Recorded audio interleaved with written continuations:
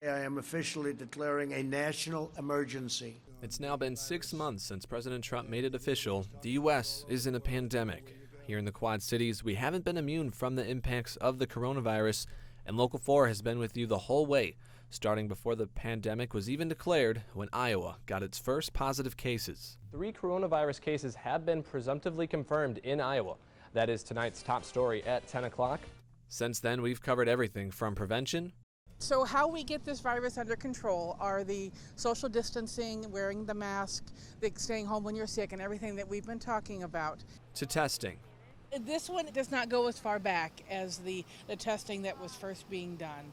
And it takes about 20 seconds, and I'm just thinking that most people can endure things for about 20 seconds, and this isn't that bad. And the overwhelming weight of COVID-19 and the new world it's brought hasn't been easy to take in stride. Luckily, community members stepped up to help everyone keep safe. The masks that we're making, they're able to sterilize, use, and then re-sterilize. People here in the Quad Cities come together to help others. As of this afternoon, people gave more than $123,000 to the 24-hour United Quad Cities for COVID-19 Recovery Fund. But challenges facing people in the Quad Cities have been daunting. Next week, I intend to sign an extension of our stay-at-home order. The stay-at-home order in Illinois lasted in modified forms for 2 months, which health officials say helped COVID cases be as low as possible, but it also did a number on local businesses. In Port Byron, Jimmy Lee's Bar and Grill says that they can keep going, but they've had to make a lot of cuts just to make sure that they stay in business. I'm down to 3 people, myself, my daughter, and my cook, and I'm not worried about closing yet. I have a loan through the bank, and I think that's going to help us get through this hard time. And even once businesses slowly started reopening, not everyone was able to benefit from it. There are very few restaurants that actually have outside seating, so it makes it seem like they're doing something for us, but it really doesn't help very many restaurants in total.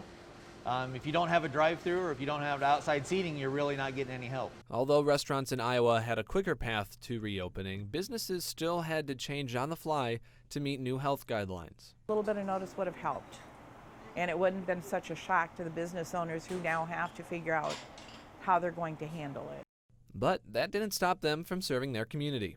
Finn's Grill is once again making waves and giving back to the community. Owner Joe Endy wanted to give back to the community and decided there isn't anything better than ice cream.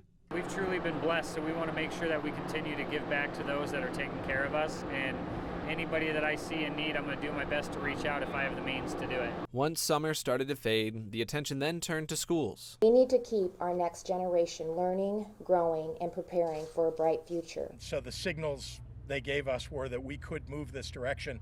And of course, it helps us move toward opening schools in the fall, which I'm determined to do, I want to do. Now, it hasn't been a perfect transition, and some are still getting comfortable with this new learning format. We don't really know how it's going to go or what to really do because it's all brand new. Luckily, parents aren't having to go through it alone. Learning is a big challenge for thousands of students without home internet access. A local library is finding ways to help. The East Moline Library has been offering their Wi-Fi for free for families in need. I am very grateful because right now we do not have internet in my house. So being able to come to the library and not have to sit in my hot car, not have to waste gas running the car for air conditioning really means a lot. Beyond the classroom, sports are trying to soldier on. What I like for my team was we got a chance to play the great game of football. Our governor got us in this position, all right? Our administration, all right, to play this great game for these kids. That's what I liked. And you know what? I liked it because they had an opportunity, they had fun playing. It's been a long 6 months and the pandemic isn't over. Cases continue to rise in the QCA and tough times may very well lie ahead of us. But in the end, one emotion holds our home together as we continue to find the strength to fight on. We love our Quad Cities! We love our Quad Cities! We love our Quad Cities!